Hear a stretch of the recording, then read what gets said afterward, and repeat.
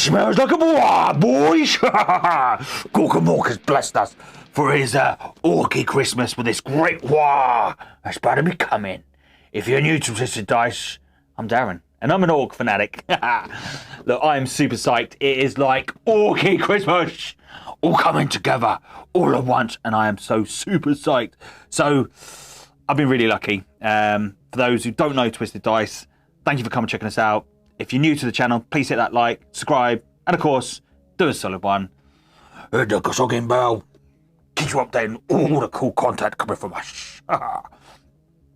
So basically, I help out with a selling Warhammer at our local store in Lake Buzzard, and it's gave me a great opportunity to get my hands of two of these bad boys for the channel.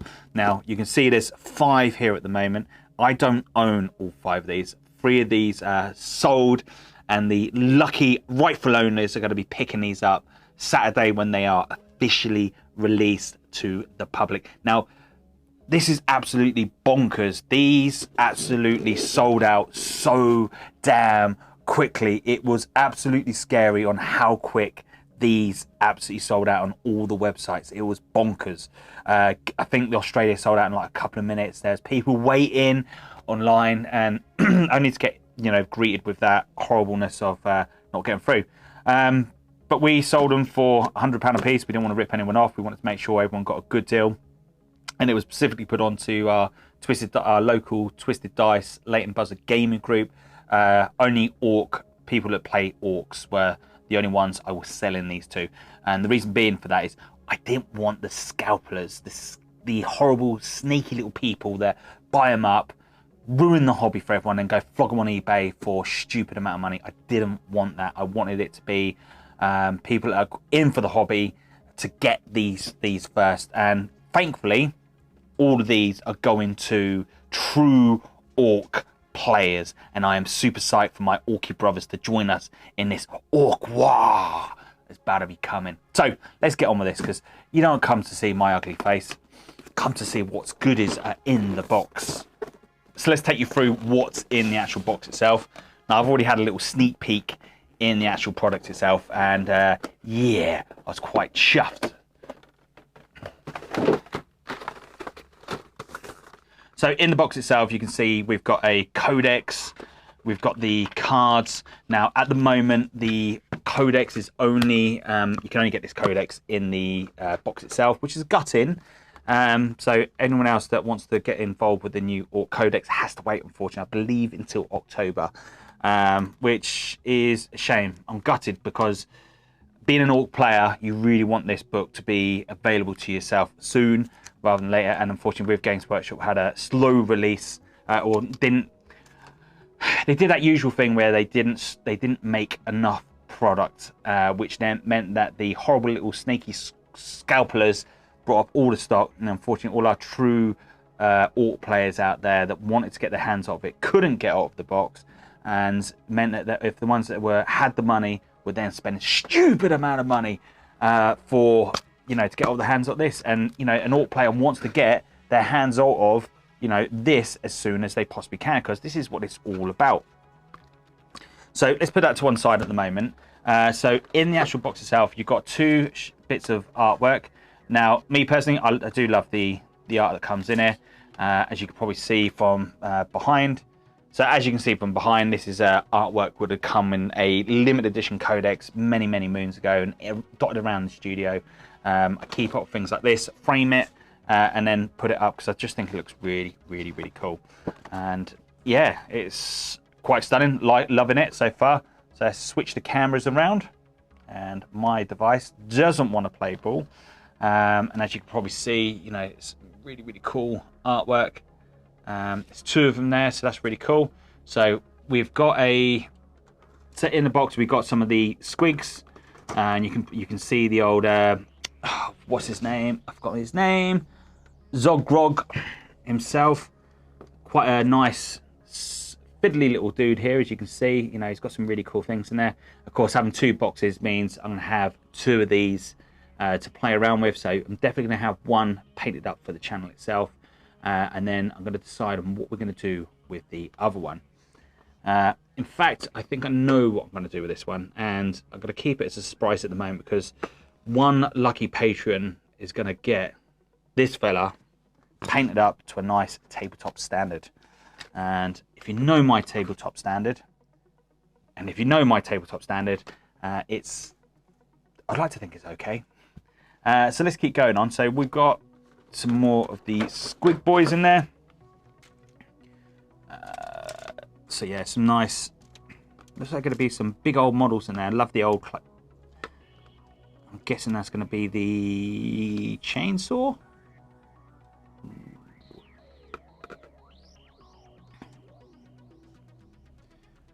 It's just, Is it just me? No. You got the Squigs. They got motors, engines in them. Look at this bad boy. Half Squig, half bike. That's just what you want. And of course, we got the Beastie Boys. Got the Snagga Boys. Look at that. They are absolutely, you can tell straight away on the sprue themselves, they're quite a big, they're going to be quite a big model. And that's, you know, super, super cool. Straight away, you know, the arms, the bodies, the poses, you know, straight away are really, really big.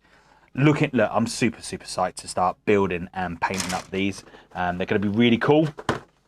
And of course, we've got 2 lots of sprues on there. So what are we meant to have in the box? So in the box, we're going to have some Beastie Boys. We've got Sogrog. We've also got the knob on the Smasher Squig. And then we've got some Squig Boys. So that's going to give me pretty much 20 of the boys.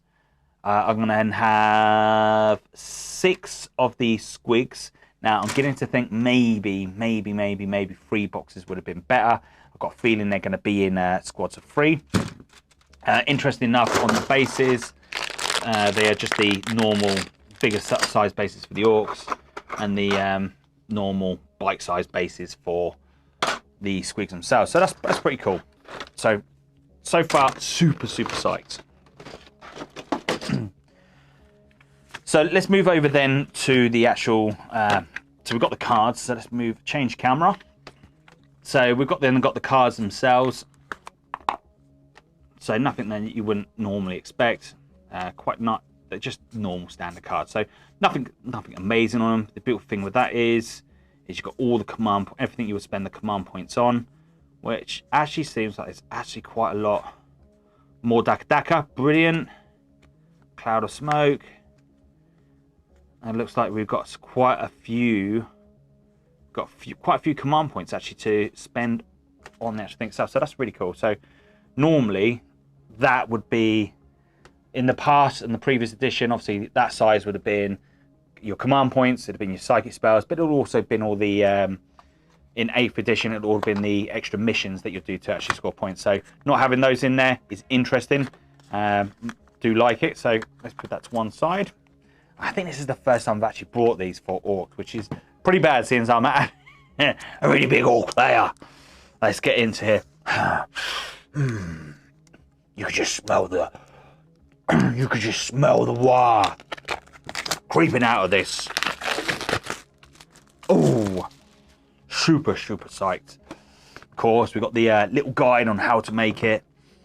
And then, like normal, so some really cool work. So we've got the normal power of the WAAAAAGH. We've got some cool fluff upon the old way, so that'd be something really interesting to read. So I think tomorrow, in between lunch breaks, I think I'll be going through reading this. And of course, down the shop, I've just ordered in a load more of the buggies, because, you know, if no one comes in and buys them, I'm definitely going to be having them for the channel. Because let's face it, who doesn't need buggies? Buggies rock. Again, artwork is really, really cool. Going up against the Blood Angels. Of course, we like a good old Krumping. What a better force to have. Yeah, so that's really cool. Loving that. A little bit about Ghazghkull Fracas. And of course, we've got the new artwork with the new Ghazghkull and his new model. Loving the fact that he's got the light in there. That's really cool. Of course, we've got the great Squig, boys. Oh, I can't wait to get him. He's gonna be friggin' awesome. And the old Beastie Boss. Why not? That beastie boss can have anything he wants. This is what I wish Games Workshop would redo. All the old terrain features. They were really, really cool back in the days, and they've just stopped them. And it's going because if they'd done them again, I would snap them up in a heartbeat. Like no tomorrow, no problem, no tomorrow. Just like that, boom, gone. Here's £1,000. So nothing new on that side. I do love all the Orky terrain. I do love all the Imperial terrain with all the Orky boys just in there. I can't, just off a glance, I can't see anything new. I bet there's something there just lurking in the background, just waiting to be discovered. So with the clan cultures themselves, we've got the Goths, Evil Sons, Bad Moons. But with the clan cultures themselves, we've got the clan cultures, we've got the warlord traits, relics, etc. So nothing to worry about on that side. Okay, so had a quick little glance over the book itself just to see what differences there are and what other things are really cool. So I'm not going to bore you completely on all everything that's in it at the moment, because me and Ace are going to get together. We're going to have a little mosey over it, and we're going to go into more depth into it. But a couple of things that we'll go through straight away to show you what differences are changed with this codex from the previous one. There's some bits in there I'm not happy about. The big one is of course, the green tide now disappearing. Yeah, buggers. Now the big thing is with the Ork boys, they're going from 8 points up to 9 points. That's massive. I'm gutted because obviously green tide's gone. I get it. Okay, look, benefits are you've got the -1 damage, you've got the toughness 5, so you know on that side they're not bad, you know, on that bit. Let's just make sure I am right on that. So so you've got the choppers, yeah, so -1 so the -1 damage, the T5 for 1 point. It's not too shabby, I suppose. A lot of armies, they're going to struggle with that, the T5, but you know, Mech is just going to chew for him like no tomorrow. So that's a big thing. Grots, however, 5 points a model. God damn you, Games Workshop! God damn you! I was kind of hoping for some grots. So 5 points a model is still quite expensive for what they are. 5 points just seems so damn expensive. Like for grots, let me just make sure I'm reading that right, because that's like 5 points a grot. Really? Yeah, Gretchen, 5 points a model. That's silly. That's like it's just stupid points. You're just not gonna take them. Let's face it. T3, they're just not worth taking. There's nothing special about them. So that, in me, for my personal thing, unfortunately, sorry, Grots, you're dead. You're dead. You're not coming back to life. So that's a big thing. The new vehicle, the new stats on the new stuff, as I said, me and Ace will go over that in a video very, very soon. Now, the next thing I'm going to go through is quite a big one. Looters, they've not really changed. Their weapon profiles are still the same as I've had a quick glance. They look at.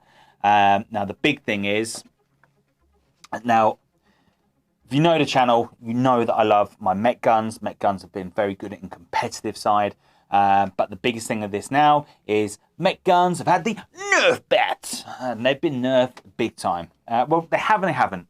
So the big nerf on them straight away is the fact that Mech guns in the past used to be able to rock, you know, squads of 5, 6 of them, I believe, in a squad. So if you got, you know, you could really stack out your unit with the Mech guns. Now you can only have a maximum of 3 in a unit. That's massive. That's really big. It's a big kick in the teeth on that one, unfortunately.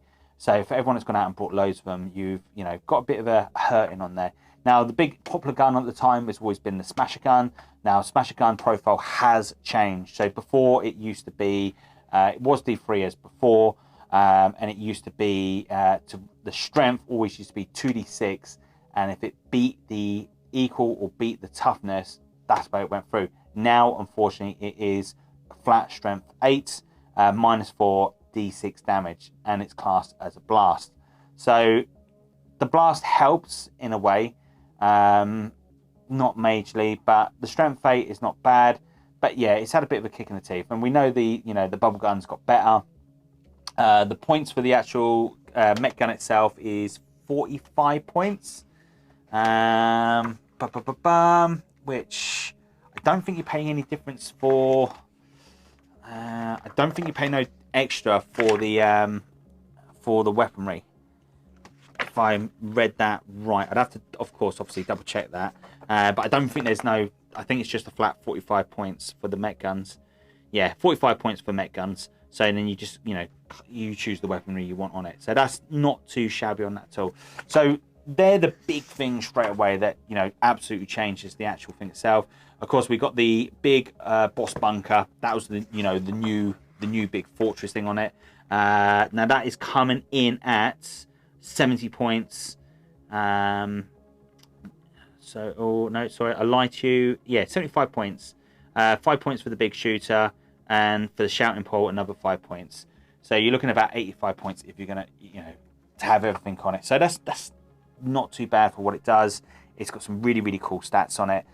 It'd be interesting to see, you know, how this thing works. But once that comes available for us as Ork players, we will order a couple of those things. They're going to look friggin' awesome as terrain anyway, as scenery. But we'll have them in ready for the channel. Anyway, look, not a long video. Hopefully, my Orky brothers are out there and we're ready and gearing up for the Great WAAAAAGH.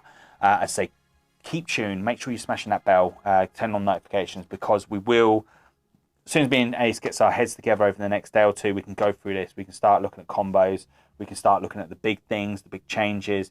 But the things that I've seen so far, losing the green tide, the point uppage on the Ork Boys, swings and roundabouts, whether how you see it, for the extra point for the +1 toughness and the -1 damage on the weapons. That's not too shabby. And of course, obviously, some of the clan cultures have changed around as well. So Death Skull's no longer getting that 6-up vulnerable save, and they can only re-roll 1 hit or 1 wound roll. That's massive as well. The Bad Moons no longer get to re-roll 1s, so that's a big thing as well. Evil Sons, all the other factions look pretty similar, and of course Snake Bites get the transhuman physiology by the looks of it. So I say, let's have a proper in-depth read of this, and we'll come back to you. And as I say, being an Ork player, John's, you know, has a bit of Orkiness in him as well. As much as the Tyrannid likes to sneak out, he's still got some Ork in him. But we'll come back to you and we'll come up with some really cool lists. Thanks for watching, and I'm hopefully going to catch you soon where we can have a proper WAAAAAGH.